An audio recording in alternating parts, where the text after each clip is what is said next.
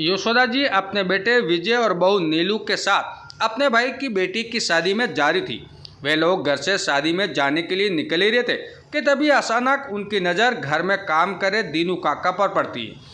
यशोदा जी दीनू काका को अपने पास बुलाती है और कहती है, काका हम शादी में जा रहे हैं, ऐसा करिए आप भी अपना सामान पैक कर लीजिए जल्दी से, थोड़ी देर में हम लोग निकलेंगे तो आपको भी बस स्टैंड तक छोड़ देंगे। दीनू काका कहते हैं, क्या हुआ मालकिन, क्या आप मुझे काम से निकाल रहे? अरे नहीं नहीं काका, ये आप कैसी बात कर रहे हैं, सालों से आप हमारे यहाँ काम कर रहे हैं, भला मैं आपको काम से क्यों निकालूंगी। हम ये कह रहे थे कि हम सब लोग मेरे भाई की बेटी की शादी में जा रहे हैं तो कुछ दिनों के लिए हम आपको अपने साथ गाड़ी में ले चलेंगे और बस स्टैंड पर छोड़ देंगे। आप भी गाँव हो आओ अपनी बहू बेटे के पास, कई सालों से आप अपने गांव नहीं गए, इसी बहाने आप भी अपने बेटे और बहू से मिल आइएगा। दीनू काका कहते हैं, नहीं मालकिन मैं यही सही हूँ, आप लोग चले जाइए, मैं घर का भी ध्यान रख लूँगा और घर का काम भी करता रहूँगा। तो यशोदा जी कहती है, अरे नहीं दीनू काका, हमें भी अच्छा नहीं लगता, आप हमेशा ही तो हमारे घर का ध्यान रखते हैं और घर का काम करते हैं, आपका भी तो मन करता होगा अपने बहू बेटे से मिलने का। चलिए आज आपकी जीत नहीं चलेगी, आप फटाफट से अपना बैग लगा लाइए, हम लोग निकलते हैं, साथ में आपको ले चलेंगे। यशोदा जी और उनका बेटा भी दीनू काका से बहुत जिद करता है। दीनू काका की उनके आगे एक नहीं चलती, मजबूरी बस दीनू काका को जाकर अपना बैग पैक करना पड़ता है। घर से बाहर निकलते वक्त उनका बेटे विजय दरवाजे से ताला लगा देता है और कहता है, चलिए काका गाड़ी में बैठिए, मैं अभी आता हूँ। बहू नीलू और यशोदा जी की गाड़ी में बैठ जाते। विजय घर लॉक करके आ ही रहा था, तभी दीनू काका आकर कहता है, बेटा आप जाइए, वो दरअसल मेरे गांव जाने वाली बस अभी 2 घंटे बाद आएगी, तो मैं ऑटो से बाद में चला जाऊंगा। विजय कहता है, ठीक है काका लीजिए, और वो उसको 1000 रुपये देता है। कहता है, काका ये पैसा आप अपने पास रखिए, कुछ काम आएंगे। काका पैसे ले लेते हैं और विजय वहाँ से चला जाता है। दीनू काका मन ही मन सोचते हैं, मैं कहाँ जाऊँगा, मेरा कौन है, और ये सोचकर मैं वहीं दरवाजे के पास बैठ जाता। सोचते हैं कि जब तक घर के सभी लोग नहीं आएंगे तब तक मैं यही रहकर और कुछ बाहर घूमकर अपना टाइम पास कर लूँगा। इधर यशोदा जी, बेटा विजय और नीलू गाड़ी में बैठ चलने के लिए तैयारी होते हैं कि तभी यशोदा जी को याद आता है कि वो शादी में देने के लिए जो गिफ्ट लिया था वो गिफ्ट तो घर पर ही रह गया। वो अपने बेटे विजय से कहती है, विजय वो जो मुझे तेरे मामा की बेटी को शादी में गिफ्ट देना था वो घर पर ही रह गया, ला मुझे चाबी दे, एक काम करती हूँ मैं फटाफट से लेकर आती हूँ। विजय कहता है, नहीं माँ आप मुझे बताइए कहाँ रखा है, मैं लेकर आता हूँ। अरे नहीं तुझे नहीं पता, मैंने रखा है, मैं जल्दी से जाकर लेकर आती हूँ। यशोदा जी चाबी लेकर जब ऊपर जाती है देखती है कि दरवाजे पर अपने सामान के साथ दीनू काका वही बैठे हुए होते हैं। यशोदा जी कहती है, क्या हुआ काका आप यही बैठे, अभी तक अपने घर के लिए नहीं निकले? विजय ने बताया कि आपके गांव की बस 2 घंटे लेट है। जी हाँ मालकिन, लेकिन मैं गांव नहीं जाऊंगा। इतने पर यशोदा जी कहती है, क्यों काका क्या बात है, आप अपने गांव क्यों नहीं जाएंगे, और ये दरवाजे के बाहर इतने दिन तक क्या करेंगे, जब तक हम लोग वापस आएंगे। इतने पर दीनू काका रोने लग जाते हैं। यशोदा जी कहती है, बताइए ना काका क्या बात है, मेरा भी मन बहुत घबरा रहा है। तभी काका उन्हें बताते हैं कि मालकिन जब मेरा बेटा मात्र 5 साल का था तभी मेरी पत्नी सड़क सुधार गई।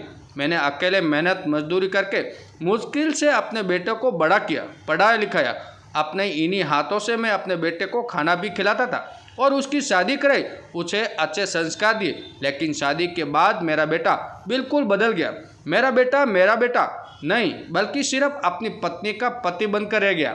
बहू ने आते ही घर में क्लेश करना शुरू कर दिए। वो मेरे बेटे से मेरी शिकायत लगाती और बेटा उसकी सारी बातें मानता था। बहू ने मुझे भी बहुत बहुत बुरी बातें कही जिन्हें सुन पाना मेरे लिए असहनीय था, लेकिन फिर भी अपने बेटे के खातिर मैं सब कुछ सुन रहा था। लेकिन एक दिन तो ऐसा आया कि बहू ने इतनी लड़ाई की, मेरे बेटे ने मेरा हाथ पकड़कर मुझे घर से निकाल दिया कि पापा आप इस घर से चले जाओ, अगर आप इस घर में रहोगे तो मेरी शादीशुदा जिंदगी कभी नहीं बन सकती। ये वही हाथ है जिन हाथों को बचपन में अपने हाथों में थामकर मैं अपने बेटे को चलना सिखाया था, और आज उन्हीं हाथों ने मुझे थामने के लिए नहीं बल्कि मुझे घर से बाहर निकालने के लिए मेरे हाथ पकड़ा था। बहू ने बेटे मिलकर मुझे उस घर से निकाल दिया। वो दिन मैं आज भी नहीं भूला अब आप ही बताइए मालकिन, जिस घर में इतनी बेइज्जती करके मुझे निकाला गया हो, उस घर में भला मैं दोबारा कैसे जा सकता हूँ और कैसे मुझे अपने बहू बेटे से मिलने का मन करेगा। यशोदा जी दीनू काका की बात सुनकर उनकी आंखों में आंसू आ गए और वह उनसे कहती है, चलिए काका, उठकर खड़े होइए, अब आप कहीं नहीं जाएंगे। वो अंदर जाती, दीनू काका को सोफे पर बिठाती और उन्हें पानी दे रही होती है। इतने में नीलू और उसका पति विजय भी आ जाते हैं और कहते हैं, माँ आपको कितनी देर हो गई और आप अभी तक सामान लेकर नीचे नहीं आए। हम लोगों ने सोचा ना जाने आपको ऊपर इतनी देर क्यों लग रही है, इसलिए हम लोग आपको बुलाने आ गए। दीनू काका सोफे पर बैठ देखकर वो कहते, अरे दीनू काका, आप यहाँ, क्या हुआ आपको? आपकी तबीयत तो ठीक है? तो माँ उन दोनों को सारी बात बताती है कि उनके बहू और बेटे ने उनके साथ कितना दुर्व्यवहार किया, इसलिए वे अब कभी भी वो अपने गांव नहीं जाएंगे। उनके बहू बेटे ने उसे धक्के मारकर घर से बाहर निकाल दिया। तो नीलू और उसका पति दोनों काका से कहते हैं, काका आपने ये बात हमें पहले क्यों नहीं बताई? जानते हमारे पिता नहीं है, पर हमने आपको हमेशा अपने पिता के सम्मान और मान सम्मान दिया और आज अपने हमें पराया कर दिया। और आपने एक बार तो बताया होता, हम कभी आपसे यहाँ से जाने के लिए नहीं कहते। और हाँ, अब से ये घर आपका है और हम सब आपका परिवार है। अब आप इस घर को छोड़कर कभी नहीं जाएंगे। यशोदा जी के बहू बेटे दोनों ही इमोशनल हो जाते और उन्हें देखकर दीनू काका कभी भावुक हो जाते। काका, यशोदा जी कहते हैं, मालकिन सच में आप बहुत किस्मत वाली कि आपको ऐसे बहू बेटे मिले जो आपकी इतनी इज्जत करते हैं, आपको कितना प्यार भी करते हैं। अरे जो मुझसे जैसे नौकर से इतना प्यार कर सकते हैं तो वो अपने माँ बाप से कितना प्यार करते होंगे।